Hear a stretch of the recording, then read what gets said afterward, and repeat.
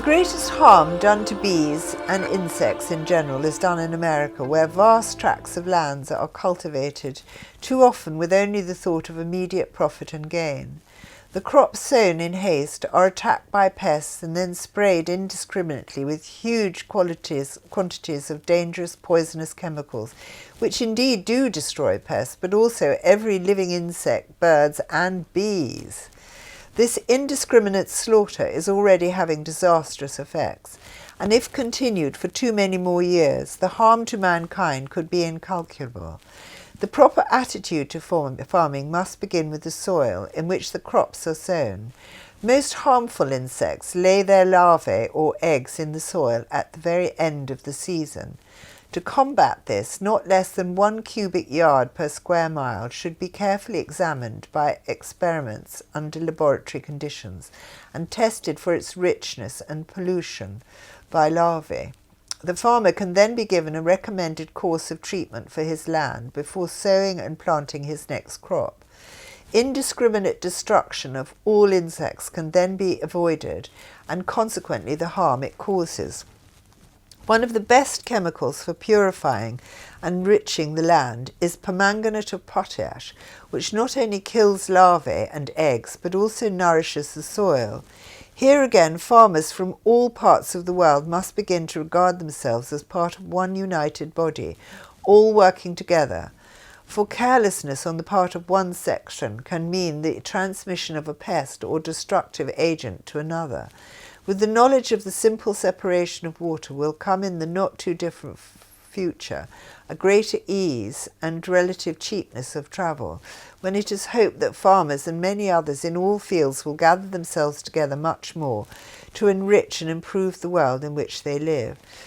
Right, this is my comment. When living in our last house, my father employed a gardener who came from the local gypsy community. These people often have a lot of folk knowledge unknown to the rest of us. Mr. Webb, as he was called, wrapped a wide strip of paper coated in some natural insecticide, known only to himself, around the trunk of our old Bramley apple tree before it blossomed, and we had the best crop of maggot-free apples we had ever had. He also said that many of the most harmful bugs existed in the soil, and climbed up the bark when the plant was beginning to fruit. Sadly, a lot of our old orchards have been allowed to run wild and are neglected. Hence, many of the different types of apple formerly common in this country have been lost. I went to an apple fair in Sussex a few years ago. Sadly, the apples were past their best, and the orchard had not been cared for. Consequently, the apples were full of maggots.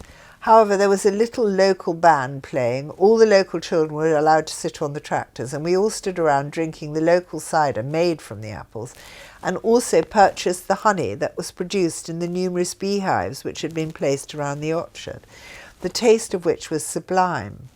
A patient of mine, also an old gypsy, kept horses. He said that the best way to keep flies and pests off his horses in the summer was a concoction of cold tea and citronella. He sprayed his horses with this and found that they were not troubled with endless flies or ticks. On the strength of this, I had a large terrier who was extremely allergic to all forms of tick and flea, so I omitted the cold tea and put a few drops of citronella in the water when I bathed him. It occurred to me that these very toxic sheep dips could be dosed with herbs like citronella to treat the sheep. It seems that essential oils last longer than chemicals and are less toxic. But that is just my idea. However, to add further weight to the citronella sheep dip idea, they say that the plague of nits that usually infests the heads of children at most primary school often affects the children who are bathed often and have clean hair. I can remember the district nurse coming often when I was at school and patiently going through everyone's hair looking for nits. I never had them, although many others did.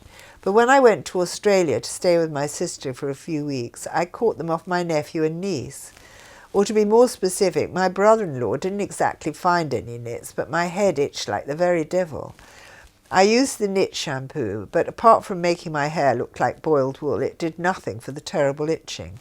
It was not until I got home that I found some aromatherapy shampoo, to which I added citronella, rosemary and lavender for good measure, that the problem was solved. The itch disappeared immediately, never to return. I've passed this tip on to several worried mothers, all of whom have had the same success. It seems to me that natural remedies have far more success than chemical ones.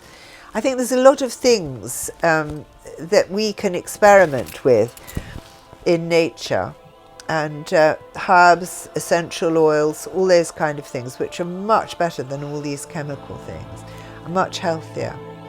That's the end of that, Miles.